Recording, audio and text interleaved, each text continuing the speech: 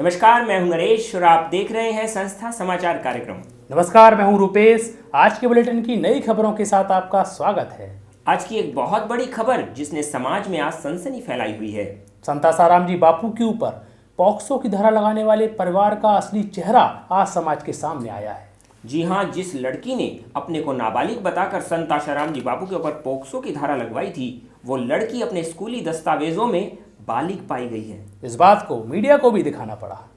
सूत्रों के मुताबिक जोधपुर पुलिस के कुछ अधिकारी पहले से ही यूपी में इस संबंध में तथ्य जुटा चुके हैं। इसके साथ ही स्पेशल टीम शुक्रवार को वहां गई। शाहजहांपुर में मौजूद जोधपुर पुलिस के एसीपी पहाड़ सिंह ने भी मामले में तथ्य मिलने की बात कबूली है।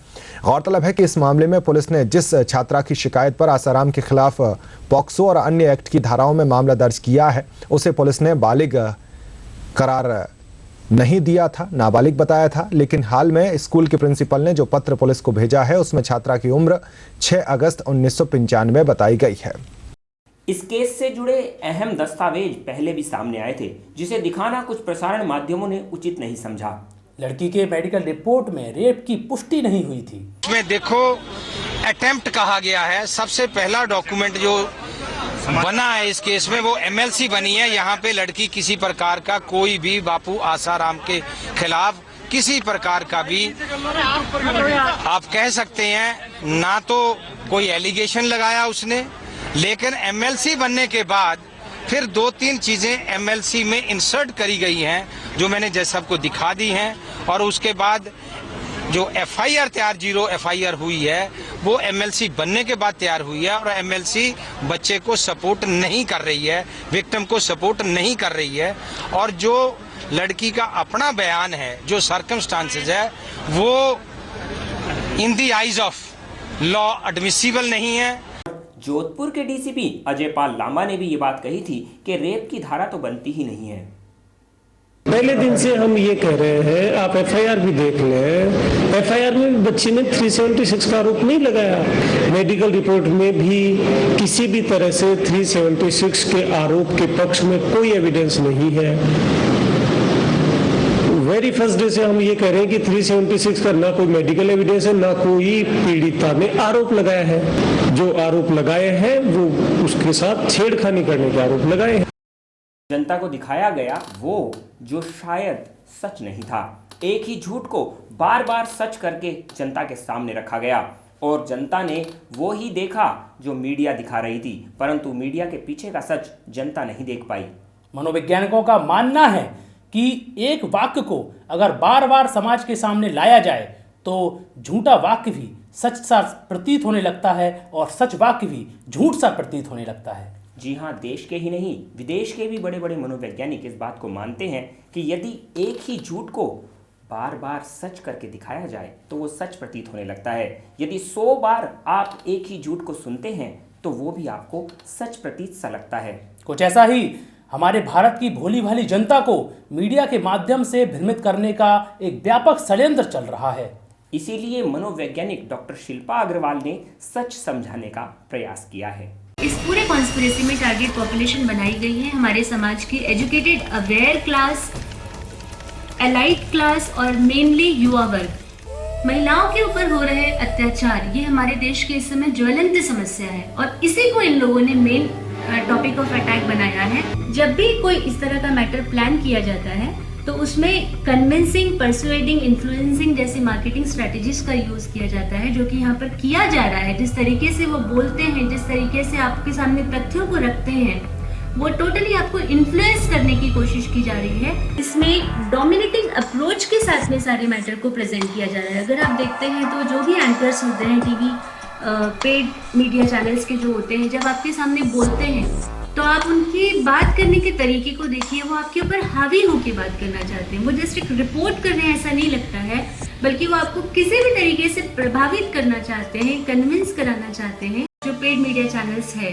जो थोड़ी सी न्यूज़ को बहुत ही एक्टिवेटेड तरीके से बताते हैं, वो वर्ड्स कैसे यूज करते हैं कि संगीन, वारदात, गिरोह, बड़ा खुलासा, तो ऑटोमेटिकली हमें लगता है कि ये कोई क्रिमिनल चीजों से रिलेटेड न्यूज़ है। बहुत सारी क्लिपिंग्स जो होती है वो तोड़ मरोड़ के बनाई जाती हैं इसमें हैवी टेक्नोलॉजी इस तरह से यूज़ की जाती है कि कभी हम देखते हैं कि बापू की आवाज़ में कोई फ़ोन रिकॉर्डिंग टैप की हुई दिखाती है।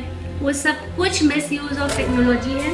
इसके अलावा किन लोगों का यूज़ किया जा रहा है?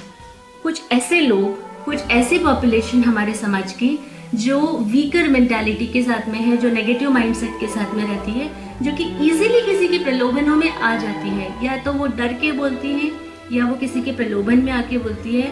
उन लोगों को टारगेट बना के यहाँ पर सामने लाया जा रहा है, उनसे इल्ज़ाम लगवाए जा रहे हैं जो कि टोटली फॉल्स है। जिस भी समय बापूजी की बेल होने वाली रहती है, जिस भी बेल की सुनवाई होने वाली रहती है, जस्ट उसके पहले दिन हमें न्यूज़ मिलती है कि धमकियाँ मिल रही है। कहीं से हमें न्यूज़ मिलती है कि कंप्लेंट आई है कि जान से मारने की धमकी मिल रही है पेरेंट्स को एंड लड़की को। What is this? कभी भी कुछ भी प्रूव नहीं हुआ है। संत आशाराम जी बापू के रतलाम स्थित आश्रम में पिछले 20 सालों से जप यज्ञ चल रहा है। जहाँ भजन करो भोजन करो रोजी पाओ योजना के तहत कई बेरोजगारों और बुजुर्गों की सेवा की जाती है। हम आपको बता देना चाहते हैं कि ये जप यज्ञ केवल रतलाम में ही नहीं बल्कि पूरे भारतवर्ष में चलाया जाता है। इस जप यज्ञ के तहत भारत भर में जो बेरोजगार लोग हैं, जो वृद्ध लोग हैं, जिनके पास कोई काम नहीं है, उनको संत आशाराम जी बापू के आश्रम के द्वारा भगवान का भजन तथा साथ में जप कीर्तन और 3 टाइम भोजन और उसके साथ साथ जाते वक्त उन लोगों को 50 रुपये दक्षिणा भी दी जाती है। ऐसे कई आश्रमों में सेवाएं चल रही हैं जहां पर 30 रुपये, 40 रुपये, 50 रुपये ऐसे कई बुजुर्गों और बेरोजगारों को दिए जाते हैं। संत आशाराम जी बापू का हृदय कितना उदार है, ये इन बातों से पता चलता है जहां ऐसी सेवाएं संत आशाराम जी बापू के आश्रमों द्वारा सतत चलती रहती हैं। संत आशाराम जी बापू के समर्थन में कई हिंदू संगठन भी सामने आ रहे हैं। हिंदू राष्ट्र सेना के राष्ट्रीय अध्यक्ष धनंजय देसाई ने संत आशाराम जी बापू का खुलकर समर्थन किया है। जिस विषय को लेकर हम खड़े हैं, आज संतों का छल और दुर्भाग्यपूर्ण स्थिति ऐसी है कि गुरु भूमि, गुरु पूजा करने वाले देश में ही संतों की उपासना, अवहेलना, गौ माता का रक्षण करने का दुर्भाग्यपूर्ण अवसर हम गौ भक्तों के ऊपर, देशभक्तों के ऊपर आ रहा है। हमारे संतों की रक्षा करने का दुर्भाग्य हमें प्राप्त हो चुका है।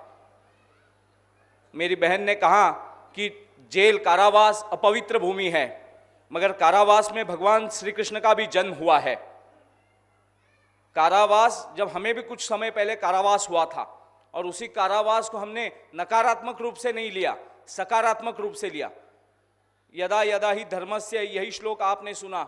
और कांग्रेस के लिए और देश में बैठे अनाचारी, दुराचारी दुष्टों के लिए विनाश काले विपरीत बुद्धि, आज विनाश उनका नजदीक आ चुका है। इसी कारण उनकी बुद्धि विपरीत हो चुकी है।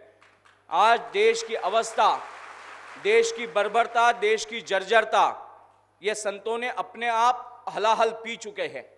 हमें लगता है कि चरित्र, भारत देश चरित्र की पूजा करने वाला, माँ बहनों की पूजा करने वाला है और भारत की सभ्यता और संस्कृति ही विश्व का कल्याण और विश्व का रक्षण कर सकती है।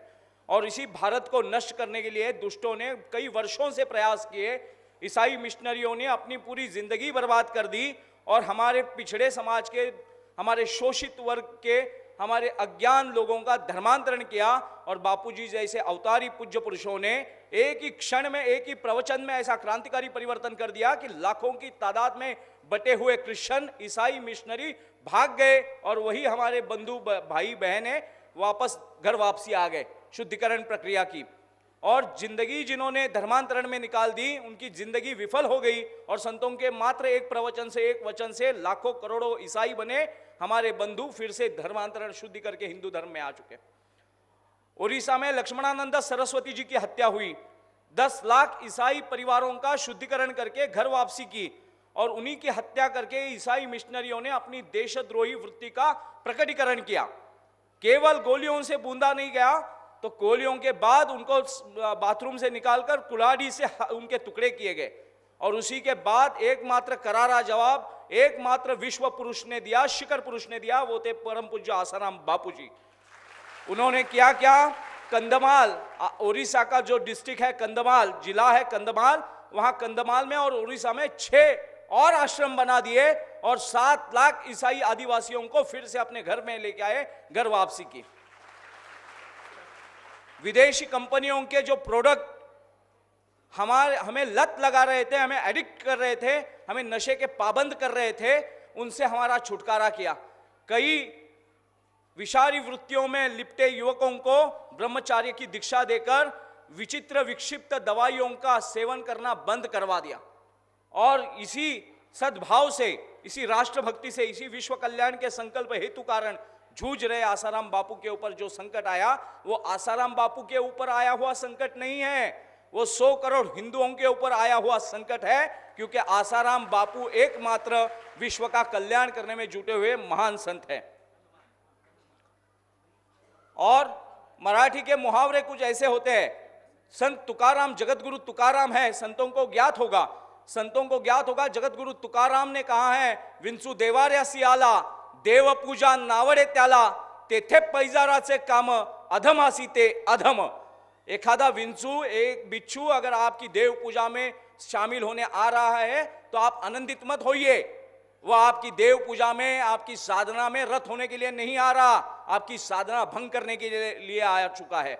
उसे पहले निचोड़ दीजिए, उसको पहले ठेंच दीजिए और फिर ही आपकी पूजा कीजिए। आज भारत माता के सामने आए हुए ईसाई बिच्छू, अजमल कसाब, अफजल गुरु जैसे देशद्रोहियों से भिड़ने के लिए भारत माता की संतान हिंदू समाज जाति, भाषा, प्रांत, वर्ण छोड़कर हिंदुत्व की एक ध्वजा के नीचे एकत्रित हो रहा है। ये देशद्रोहियों के लिए खड़ा हुआ संकट है।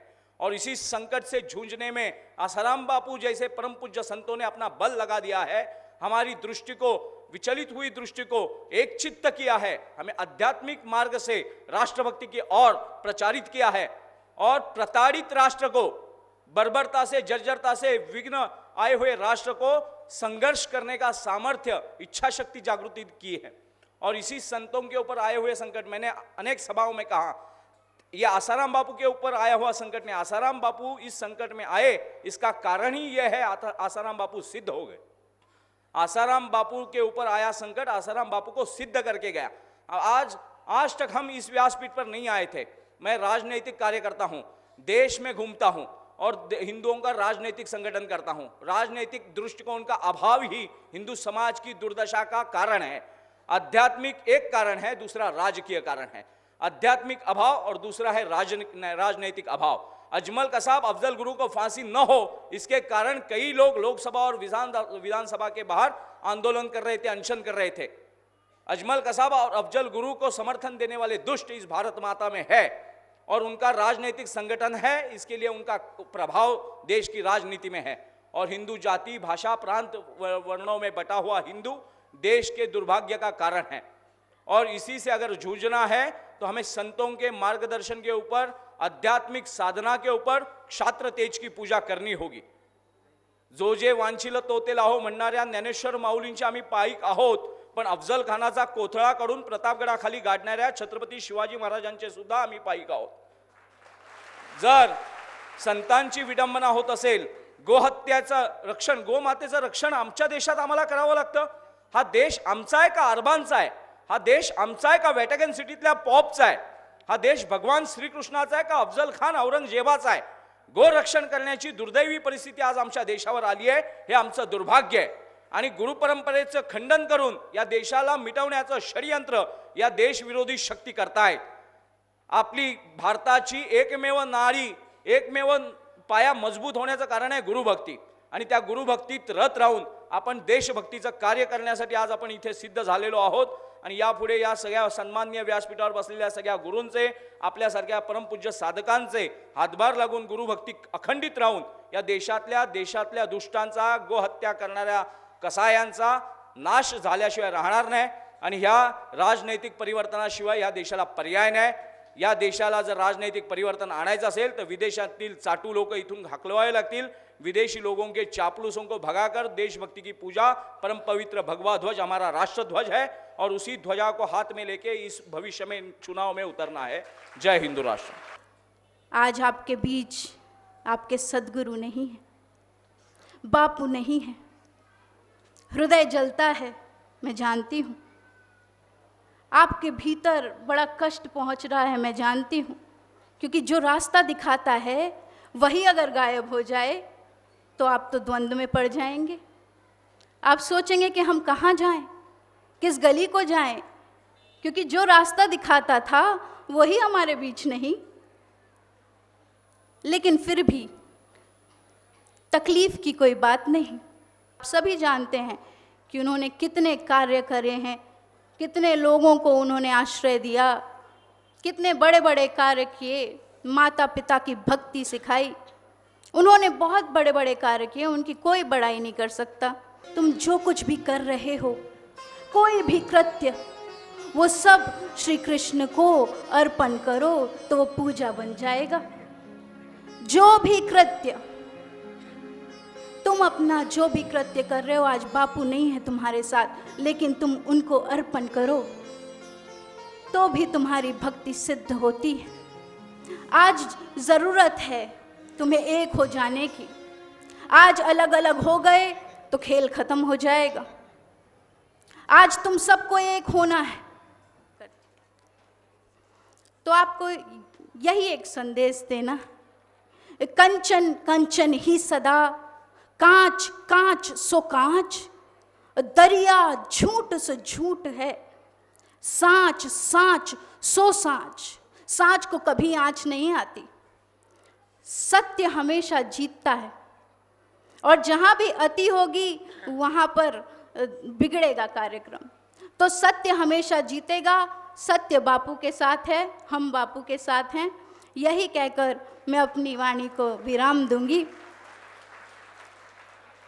सितारों को आंखों में महफूज रखना, बड़ी दूर तक रात ही रात होगी। मुसाफिर हो तुम भी, मुसाफिर हैं हम भी, किसी मोड़ फिर मुलाकात होगी। विदेश में रहने वाले लोगों का भी संत आसाराम जी बापू के ऊपर बहुत विश्वास है।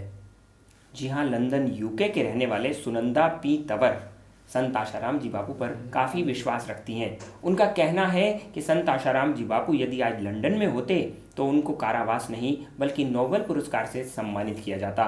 इतना ही नहीं, वो ही नहीं, उनका पूरा परिवार संत आसाराम जी बापू पर अटूट श्रद्धा रखता है। उनका 5 वर्ष का नन्हा बालक तो संत आसाराम जी बापू की फोटो को देखते ही संत आसाराम जी बापू को अपने भाव भरे स्वर में बोलता है कि बापू जी यू विल कम अर्ली। 4 तिथियां हमारे शास्त्रों में विशेष पुण्यदायी मानी जाती हैं। कहा जाता है इन तिथियों के दिन यदि जप, ध्यान, यज्ञ या फिर दान किया जाए तो वो हजारों गुना पुण्यदायी होता है। जी हाँ, शास्त्रों की ये तिथियां भी समय समय पर आती ही रहती हैं। इसी में से एक तिथि 4 मार्च को आ रही है। वो तिथियां हैं मंगलवार की चतुर्थी, बुधवार की अष्टमी, रविवार की सप्तमी और सोमवती अमावस्या। उसमें से मंगलवार की चतुर्थी 4 मार्च को है। आप अवश्य ही इस तिथि का लाभ लें। हमने किया एक छोटा सा प्रयास आपको सच से जुड़ी हुई खबरें देने का। सच से जुड़ी वो खबरें जो आप तक नहीं पहुंच पा रही थी, हम देते रहेंगे संस्था समाचार मंगलमय के माध्यम से। कल फिर मिलेंगे इसी समय पर हमारे संस्था समाचार कार्यक्रम में। तब तक के लिए हम आपसे इजाजत चाहेंगे। नमस्कार।